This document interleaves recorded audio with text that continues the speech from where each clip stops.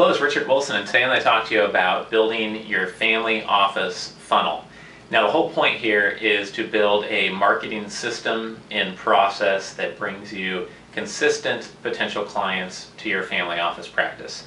This is something that's proven. I've used it to build a seven-figure business.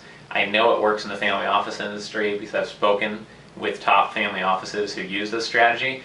But I have to tell you, after speaking with 400 or maybe 600 different family offices in person, I've only met 2 or 3 that actually use this strategy, and usually they're not using every piece of it that I'm talking about here. So this can be really powerful for you if you're trying to differentiate your family office and really grow it as quickly as possible. So first of all, let's diagram this as I talk, just to make it really intuitive and quick and easy to understand. It'll be a little bit easier if my marker worked here.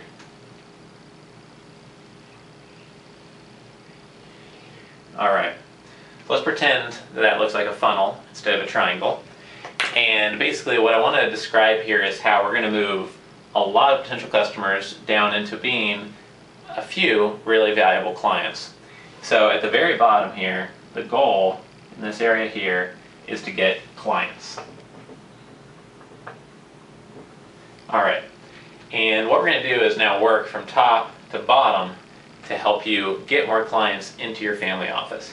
So at the top of your funnel here is article writing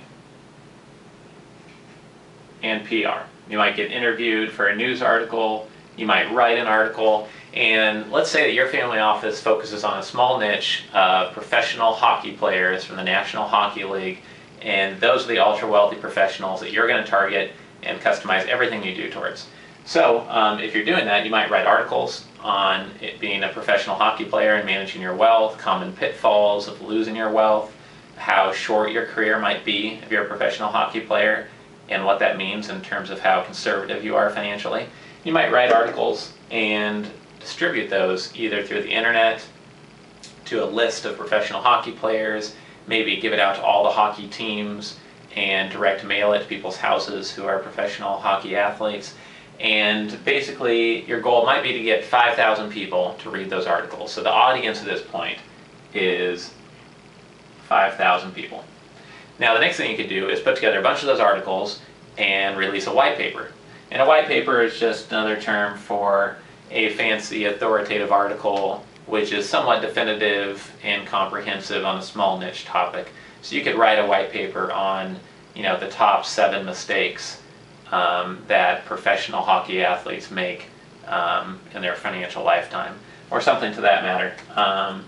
But if you write a white paper, you might be lucky if, let's say, 2,000 people read the white paper. And the good thing is, some people that read your articles might find out you have a white paper available, and they'll first read your article and then find out about your white paper and read that. Next thing you can do is speaking and videos. And with speaking and videos, this could be speaking at conferences. You could speak to professional National Hockey League teams. You could speak to associations of, let's say, hockey team owners. And you can record every speech you ever give. Even if you're recording a video in your office like I am right now, you can record that and then send that out on CD, via email, on a thumbstick to potential clients such as professional hockey players. And so with this, you might be lucky if, say, 500 people actually watch the videos or actually see you speak each year. Let's put 500 there. After that, if you've been able to pull off all 3 of those things, had people read your articles and some of them find out about your white papers, or some people might read the articles and find out that you're giving a speech or hire you to speak to their team, or go and watch your YouTube video because they read an article that linked to it, or they might start by just getting your white paper forwarded to them from a friend and then watch a video online that you recorded and put on YouTube or something. The next step would be writing a book. And if you've written say 5 or 6 white papers and a lot of articles and given some speeches, it should be really easy to write a book. It could just be a 120-page book, almost like a pamphlet, or it could be a long 200 or 300-page book published by a big publishing house like Wiley. Either way is fine. But no matter what topic you write a book on, people are going to think you're an expert on that topic. If you write a book on protecting and growing your wealth as a professional hockey player, then people are going to see you as an expert on protecting and growing their wealth as a professional hockey player. It's an instant connection that people make with, if you're a book author on a topic, you're an expert on that topic. So this is a really important part. And it could be that only 250 people actually read your book. But that's okay. That doesn't matter, because some people might come directly to your book. Other people are going to move through all these steps to learn about your book.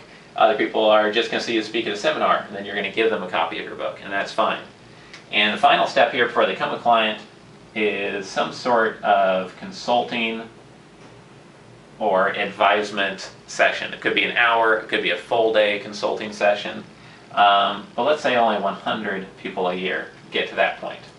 Now, there's 3 ways for people to become a client through this funnel model. Somebody could use a multi-step method. They read an article, then they find out about your white papers, then they find out about your book, then they become a client. They might read a white paper, ask for an hour-long consultation for free, and then become a client. That's using multiple steps of the funnel, going from a huge audience to smaller, more focused audience, more value, more focused audience, more qualified, more focused audience to becoming a client. That's a multi-step model. The other way is a single-step model. Somebody will just read your book, and then they'll become a client. They'll just want an hour-long consultation, and then they'll become a client, or any of these steps, just one-time impact. They really like the material, they want to meet, become a client.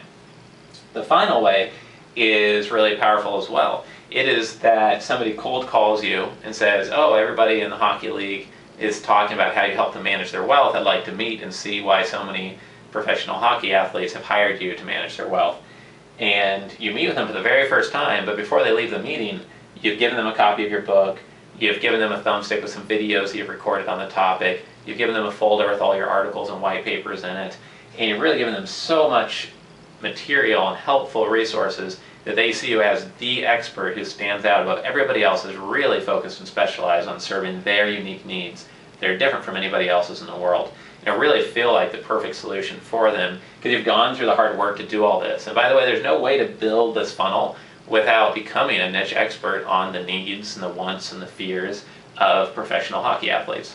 And so let's review that again. There's 3 ways why this can help you get a lot of clients to your family office. 1, multi-step. They go through multiple stages and they become a client. The other way is single step. They just read an article, they just read your book, they just see you speak somewhere, and then they become a client. The third way is just through having all those resources created. When you meet with somebody, you might not know them at all, they don't know you at all. By the time they leave that meeting, they go home with all these great resources, they're going to really see you as the expert on their niche, and they'll really be more interested in hiring your family office and engaging in your family office services. So I hope you find this model, the family office funnel, really helpful. It's something I think that if you do the hard work to put into place, you can't lose. This is a great investment of your time and energy, and it's something that's really going to set your family office apart from all of the others out there that you're competing with every single day. So this is Richard Wilson from the Family Offices Group. Thanks for joining me, and I'll see you again soon.